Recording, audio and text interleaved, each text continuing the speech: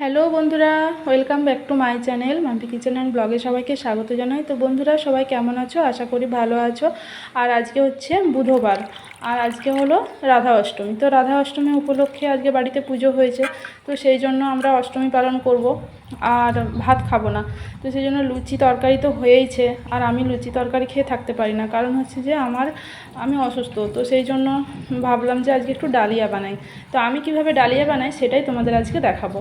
তো প্রথমে দেখো, মুগ ডাল নিয়েছি 1 কাপ মতো। মুগ ডালটা ভালো করে শুকনো কড়ায় ভেজে নিয়ে তারপর 3 থেকে 4 কাপের মতো আমি ডালিয়া নিয়েছি। এরপর সুন্দর করে বেশ কয়েকবার ধুয়ে নিলাম।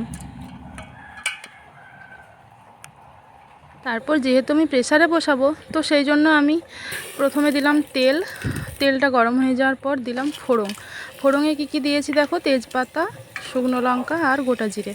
তো এটা ভালো করে গরম হয়ে যাওয়ার পর, ভালো করে ভাজার পর তারপর আমি দিলাম আদাটা ভালো করে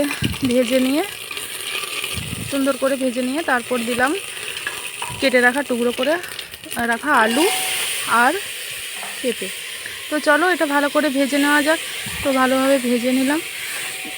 যেহেতু একটা সবজি ভেজেই রান্না করতে হয়, কারণ একটা সবজির একটা আলাদা গন্ধ থাকে, তো সেই জন্য যাই হোক ভালো করে ভেজে নিলাম। তো এরপর দেবো আমি পরিমাণ মতো লবণ আর হলুদ দিয়ে ভালোভাবে ভেজে নেব কিছুক্ষণ। তো তারপর ওই ধুয়ে রাখা ডালিয়া আর ডাল আমি একসঙ্গে দিয়ে ভালোভাবে কিছুক্ষণ ভেজে নেব।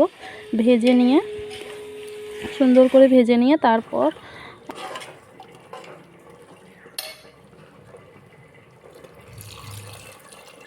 পরিমাণ মতো জল ঢেলে দিলাম।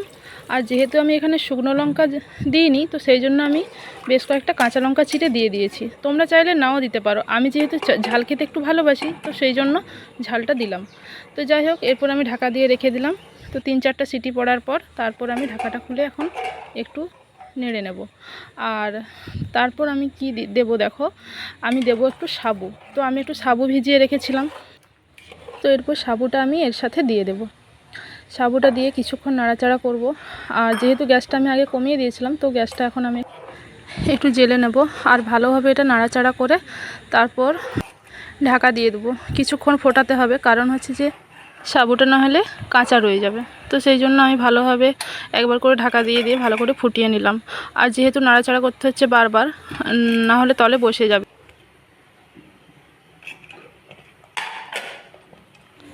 তো দেখো, সাবুটা এখন সুন্দরভাবে মিশে গেছে। আর এখন আমি পরিমাণ মতো চিনি দেব, আর নামাবার সময় একটু ঘি দিয়ে দেব। তো দেখো, ডালিয়া আমার রেডি, আর সাথে ছিল আলুর দম। তো পুরো জমে গেল। তো বলো কেমন লাগেছে আমার রেসিপিটা, অবশ্যই কমেন্ট করে জানিও। টাটা।